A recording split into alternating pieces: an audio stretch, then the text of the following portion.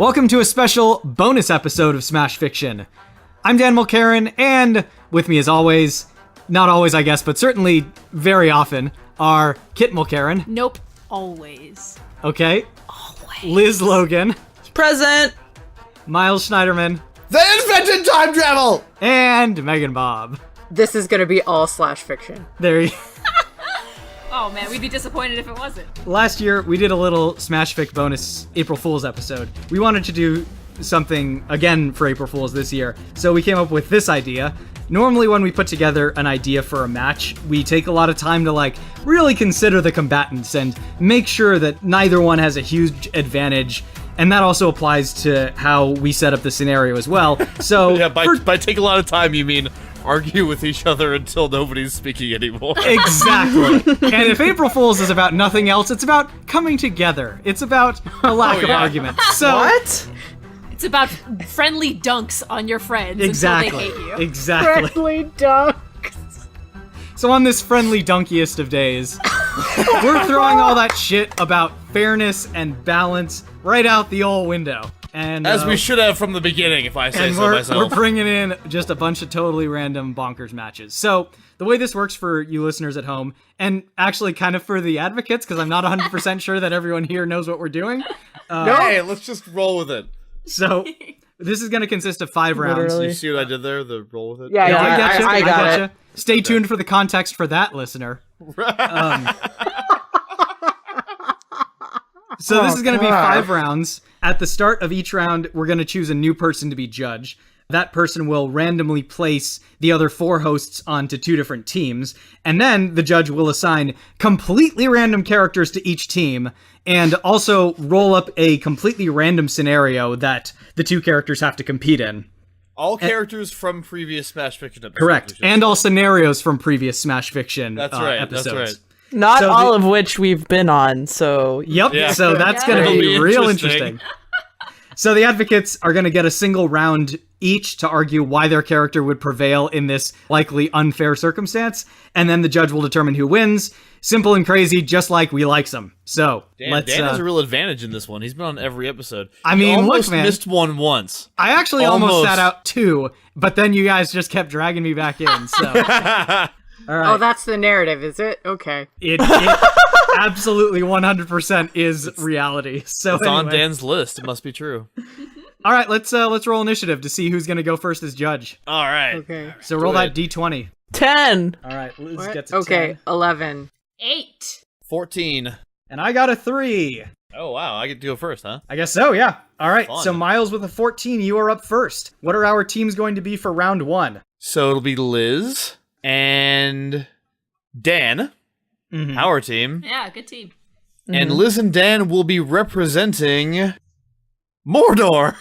Oh, Okay, one I haven't been on. Great. all right. Very good. All right, Bob, we've done this Yep, once. Liz and Bob, you guys get your rematch finally. All right, so Liz and Dan representing Mordor. I think I said that with a really squeaky voice because it was so funny. Okay. So then it'll be Bob and Kit representing the Rogue Squadron. Oh! Oh!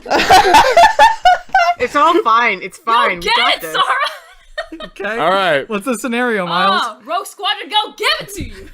All right, so here's the deal, guys. You ready? Uh-huh. Yeah. No. So, Rogue Squadron and Mordor are attempting to kill each other in order to become the reigning horror urban legend of Chicago. So, I'm just gonna go ahead and roll to see who goes first here. And that will be Mordor. So, Okay. Team Mordor. Some pun involving orcs. So, okay, this is about becoming urban legends. Rogue Squadron is gonna try to be an urban legend? Like, with what? With, Luke's kind of scarred up face after he got attacked by the Wampa? Is that what urban legend they're going with? First of all, Mordor has a huge advantage when it comes to being an urban legend. They're weird shadow creatures. There's dragons and goblins and orcs and an evil king with an evil ring and this burning eye that can see you no matter where you go. They have this man. horror thing locked the hell down, first of all. And depending on how you look at it, Mordor kind of already looks like Chicago a little bit. You know, it's dark, stormy, a little windy. There's some skyscrapers. There's some rough places.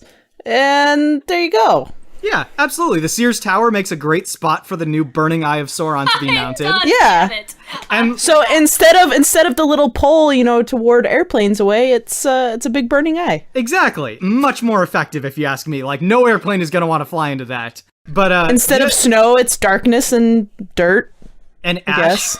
from fires. Now, I know my opponents are going to talk about how Rogue Squadron is going to be able to use bombs and lasers and all sorts of stuff to start cutting down the hordes of orcs, and they'll probably make some progress, but the thing is, they only have a limited supply of power and energy and bombs, so, you can take out 10,000 orcs, but as soon as you run out, you're going to have to land, and that's when you're going to be in trouble. And all the while, even while you're in the air, you're still going to get attacked by 9 ring wraiths mounted on dragons. So good luck dealing with that. All right, you're done. Team Rogue Squadron. Jedis are kind of urban legends, right? I don't know. Go. Urban legends? Have you been to a Comic-Con? Have you been on the internet? Like, Oh, shit. Rogue Squadron done been an urban legend, and you're coming to Chicago. Pretty sure they have Comic-Cons there, too. People are going to be so hyped for this, they will side with Rogue Squadron to get fucking Mordor out. Also, The city itself will rise up. Also, I don't know what you mean we're gonna have this problem with these Nazgul. We're gonna make our X-Wings, that's what we fly, right? We're gonna make them look like sexy Nazguls so that way the other Nazguls are all distracted. yeah. Wait, like, did I just hear sexy Nazguls? What? I believe you did, yes. We are in our first match, and already Megan Bob's busted out the sexy Nazguls. I could hear Liz typing that into Google Images right now. I called it, right? Liz, You were doing send it. me them sweet No. pics. Ah, shit. Also, as Bob and I discussed on the Daenerys versus Mordor, like, the orcs are so shitty, they practically take themselves out. Do we need Yeah, to? they're like can you give us a stormtroopers. second to make charts again? Also, I don't know what you mean we're gonna run out of power. Like, we are resourceful space folk, and we are going to, make green energy by grinding up all the dead orcs that we killed with our lasers, and then use that to power our ships. You don't run out of the Force, I'll tell you that. There's no sexy Nazgul pictures. by the way. Thank you. Thank you, Space. All right. Before this goes any further, for me, this comes down to whether or not, as someone whose family is from Chicago and who identifies with Chicago, if they consider the claim by Team Mordor that it's basically Mordor already to be an insult or a compliment. Are you fucking kidding? My family's from Chicago too. It's not. But it kinda is. But I do kind of dig the imagery of the Eye of Sauron on top of the Sears Tower, so Team Mordor wins. Yes. Oh. Suffering I did again, just, Kit. Sorry, yeah, I know. We're just not. We're forever doomed to lose to Mordor. And Doom. Anyway. Damn! I was visualizing Sauron and Luke sharing a Chicago deep dish, though. Oh, I yeah. Or what I about thought you were like a gonna big say hot dog fighting, and they're but, eating yeah. it from opposite ends and then they meet in the middle? Yes, they're Lady and the Tramping it. Exactly. Let's All right, Bob, you're next up to judge. Okay, so it is gonna be Team Miles and Kit against All right. Dan and Liz again, apparently. All right. Very good. All right. Miles and Kit are representing Elsa. Yeah! All right. Liz and Dan are representing Homer Simpson. Come on, eating contest. We knew this battle was coming. That's right. We know Yeah. we were just playing a game of numbers until it arrived. The scenario is Team Elsa and Team Homer are competing to see who can kill the most vampires. Oh shit! Oh, we got this. We got this, Liz. Do you? Yeah. Okay. All right, so Miles and Kit, you will be going first. Ice. Ice. Ice Dude, indeed. okay. We gonna ice 'em. So, Magic ice powers make icicles use as stakes to go through vampire hearts. The end. Yeah, like Homer's gonna become a vampire real quick, and oh man, that's actually really sad because he won't be able to eat donuts anymore. He'll just suck them dry. He's He gonna can, fucking he just kill won't be able to himself. take any enjoyment from them. Yeah, he'll just off himself from dude. sheer depression of lack of donuts. I mean, we have magical powers. I don't know how this is hard. Like, magic powers to make sharp things, which she does all the fucking time. Or you could just freeze them solid and then smash them. Yeah, like in Planetary, where Elijah freezes Dracula solid and then kicks his balls off his body. Like, we could totally do that. Also, Elsa is like a strong personality. She's kind of a badass and like a leader, and Homer gives up on everything right away as soon as it gets hard. And killing vampires is not going to be easy for him. So. All right. Team Homer, food. Okay, first of all, vampires can't be killed by icicles. You need a stake made out of wood. That's why they always use wooden stakes. Second of all, Elsa has never fought and killed a vampire. Homer has totally killed a vampire in the Treehouse of Horror episode Bart Simpson's Dracula when he kills the evil vampiric Mr. Burns. So obviously, one of these two competitors actually has experience killing vampires, and it ain't Elsa. And besides all that, bitch, no one likes Elsa, so no one's gonna get near her. She can't even be friends with vampires. So sad. Wow. They'll have every child. Like, she'll have every child behind her. No, I mean, come on. to While use she's That's kicking wrong. out vampires' frozen To balls. use as fodder and bait at the least. So. Okay, I'll say that I am really sad that neither of you tried to argue that you could seduce them. But, you know. Well, Elsa's I- not with her icy That's heart, not exactly so. in Homer Simpson's wheelhouse, Bob. Although we should have known to at least try. Yes. I know, I don't, you Oh, know the who slash. I am. You've seen my soul. But since you didn't go that route, then I mean the appeal of freezing somebody and kicking their balls off really it's Fuck. it's the second best thing to slash. So Elsa gets it. Yeah. All right. All All right. right, It's so my Liz, you're turn. next. Liz Logan, aka me, is now the judge. Team A will be Dan and Miles. Team B will be Bob and Kit. It's team love over here. So official. Let me now roll the characters. Team A, which is Dan and Miles, will be representing Matilda, a young schoolgirl. Go on. Team B will be representing. I don't remember how to fucking say her first name. Lyra? Lyra Belacqua. Oh, Lyra Belacqua. Oh, wow. That's a pretty good match. That is a good match. What are they it's doing? a little girl fight. That's cool. It's a little magic girl Okay, fight. but what's the scenario? Okay, hold on. Their scenario will be Matilda is attempting to kill Lyra Belacqua in a Snowden cabin. At least one member. Well, Lyra must survive to win, okay? So we got this is so versus the blasé. Thing match.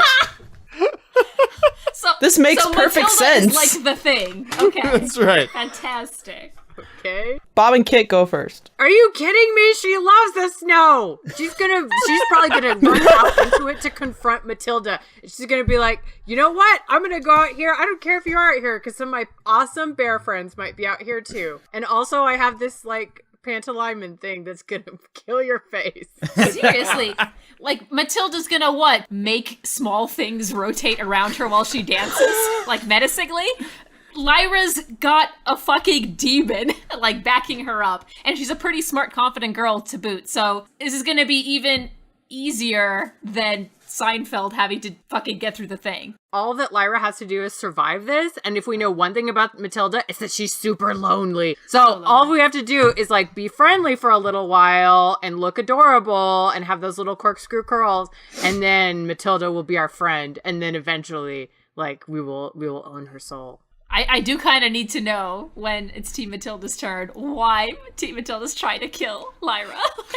Great transition! It's Matilda's turn. Okay, we've seen that Matilda can lift heavy objects like that hefty boy that Colin mentioned. Hefty boys! Yeah, she's Yeah. got so many hefty boys to throw around. She can lift up both Lyra and Pan, hold them in the air, and then throw Lyra off a cliff. That's the game. That's all she needs to do. Or, like, impale Lyra on the antlers of a stag head mounted over the fireplace. There are any number of ways she can kill them. No ways that Lyra can actually counter her, because Lyra has no ranged attacks and no way to resist telekinesis. I mean, as for why Matilda's coming after Lyra, I think it's pretty obvious. She's actually the Thing, disguised as Matilda, and having also maintained her mind powers.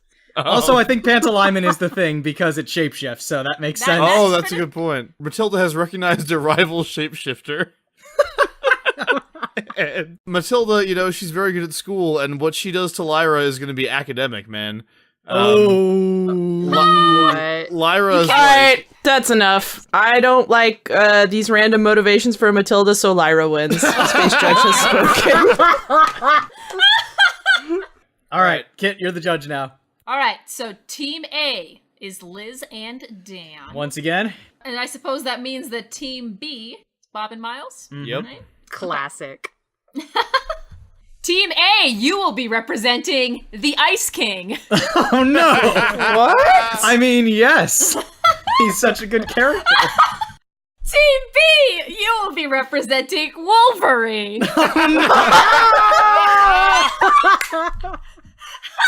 No! My two greatest loves, Ice and Wolverine! Oh, God. Ice King and Wolverine are competing in the Newlywed Game. Now, for this scenario, with who? Team Ice King can pick A princess? a princess. Good luck. And Wolverine can pick, I don't know, so whatever female he like. I would he's say Jean. Hung out with. Probably. Yeah. Well, I was God, thinking, hate that Fuck I was that, thinking that's a Yuriko. toxic relationship. That's true. Pick your best The matchup. woman he actually got married to? Yeah. Yuriko? Yeah. So, I mean, yeah, you decide. Yeah, you would want us to pick her, wouldn't you? I mean, I'm just saying it's the only one that makes sense. I will let the teams decide. You both get your best picks. Fucking any princess. Elsa! We'll melt her icy heart! Yeah, I think Elsa's probably what we're going with. Elsa! I'm gonna go with Sabretooth. Oh, yes! That's so good! I will totally accept Yes. that because I feel Yes. like Elsa likes the Ice King about as much as Sabretooth likes Wolverine. Yeah, I like this. All right, Team Ice King. Good luck. Ice King, besides being starting with ice, which makes him amazing anyways, is a very nice, loving husband. Whenever he kidnaps princesses, which is his MO, he treats them with lots of love and respects them. I'm sure he'll get Elsa another pretty dress and some pretty nice gloves and take her on long walks through the snow and build snow castles together. He's used to this kind of thing. Wolverine just stabs his people that he loves, and it's bad. Now, as I recall, the tasks we had to do for the Newlywed Game, first of all, there was the, like, knowing trivia about your partner, or, like, answering questions about your partner. The Ice King talks about himself all the time, so Elsa's definitely gonna know everything about him. When it comes to putting together furniture, like, they can obviously sort of shore up any structural weaknesses with their ice powers, whereas what's Wolverine gonna do? Like, claw his way to victory with the furniture? Like, he's a destroyer, you know? He's not a builder. And then when it comes to camping, I mean, the cold never bothered them anyway, so they don't even really need a tent, you know? They can just camp out under the stars while Wolverine and Sabretooth are angrily trying to put up their tent. So I think we have this in the bag. Team Ice King, that was cold. Oh, shut it. Team Wolverine. Show them why you're the best at what you do and why it's not like the coolest thing. It's nice that you think you have this in the bag, Dan. Miles, I'm you have to happy for defend Wolverine. I'm happy for you. Oh, no. Dude, defend Wolverine, nothing. I'm totally okay with this. Okay, look. What were the competitions again? Let's see. Knowing about each other. Okay, Wolverine and Sabretooth go back forever. They know all kinds of shit about each other. What was the other one? Okay, wilderness survival. Okay. His name is Wolverine, Got for that God's one. sake. Then there was the one which you so conveniently neglected to mention, which was sneaking up on people and yelling boo. Who do you think's gonna be better at that? He's gonna boo you so hard. Oh, man. Oh, it's gonna be beautiful. I mean, it'll be really scary boos. Yeah.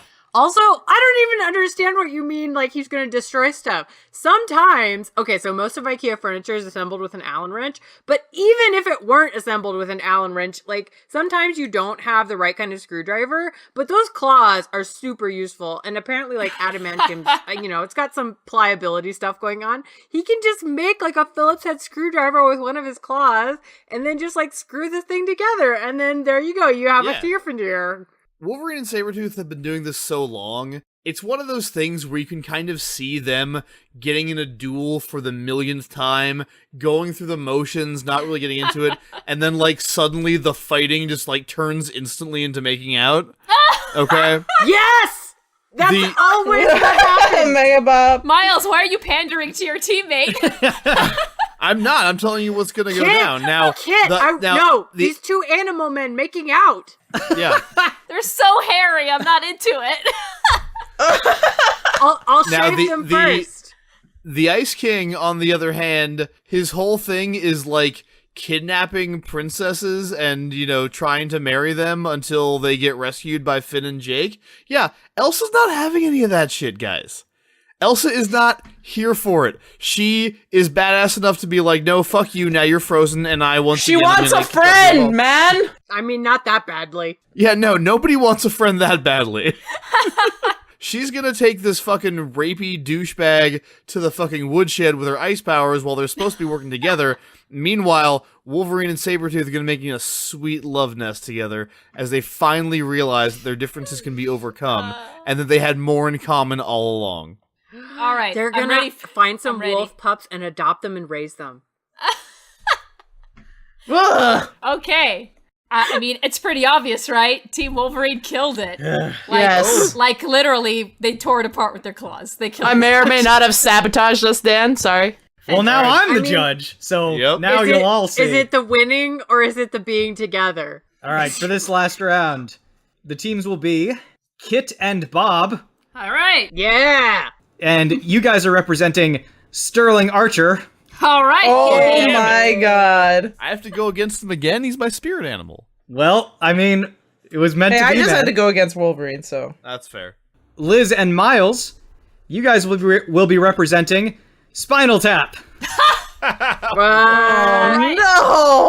Oh boy. Okay. And the scenario is, this will be very interesting. Sterling Archer is attempting to locate and destroy Spinal Tap. I mean, I kind of wish it had been the other way around, but this is what we got. So, which one is this? Doctor Strange versus Voldemort. Okay, so the members of Spinal Tap are scattered? Yes, the members of Spinal Tap are scattered across England, which is strangely appropriate.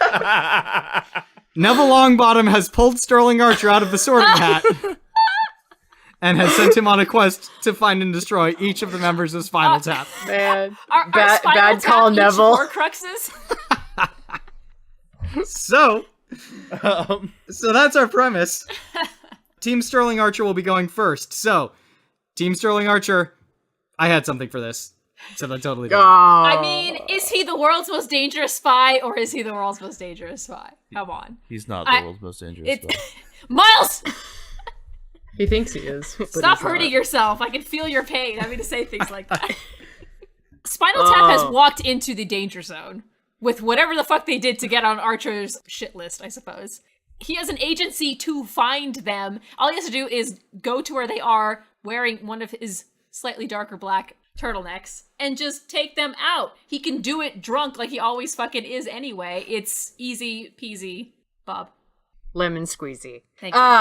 More to the point, the members of Spinal Tap have nothing to defend themselves with other than their egos, and Archer can give them a run for their money there. Like, they're gonna see him coming, and they're just gonna want to impress him because he looks cool, and then also probably try to sell him some drugs or try to buy some drugs from him.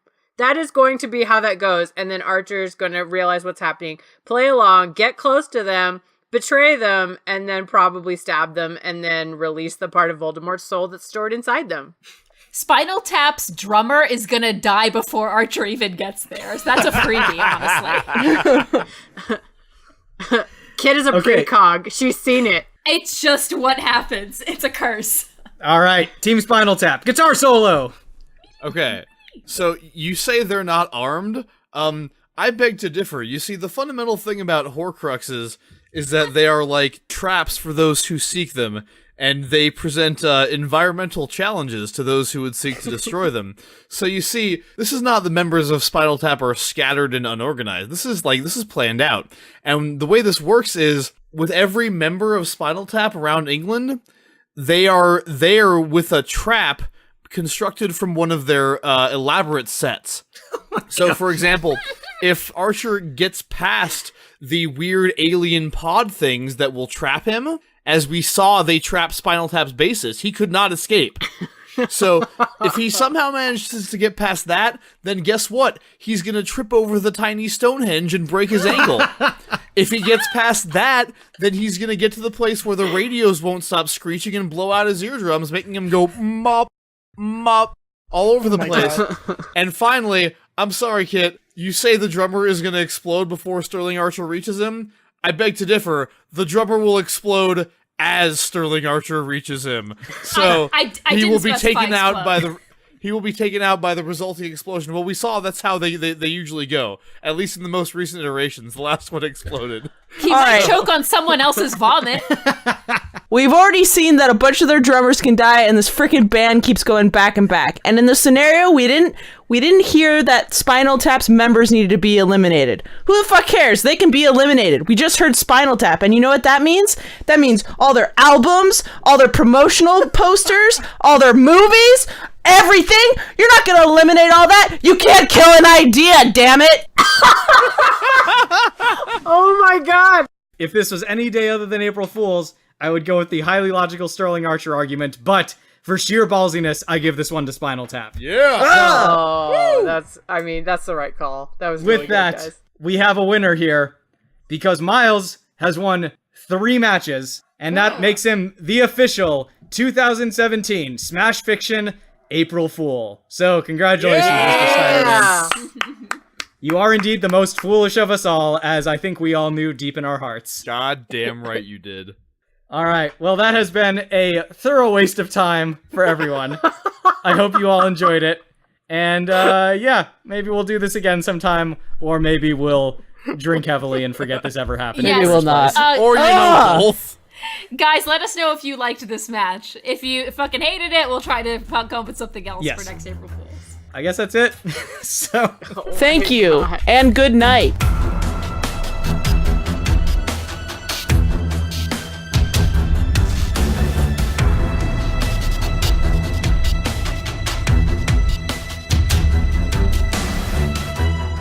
Smash Fiction is produced by Miles Schneiderman and production assistant Sharon Holden, with logo design by Colin Mulcairn. Special thanks to Kevin MacLeod of the Clan MacLeod at Incompetech.com for our theme song, Hitman. You can find us on Twitter at SmashFic Podcast and search for the Smash Fiction Podcast on Facebook, Tumblr, and YouTube. Subscribe on iTunes or your podcatcher of choice, and if you leave us a good review, we shall become more powerful than you can possibly imagine. If you have any suggestions, feedback, or other contributions, send them to us at smashfictionpodcast@gmail.com and help us continue the fight.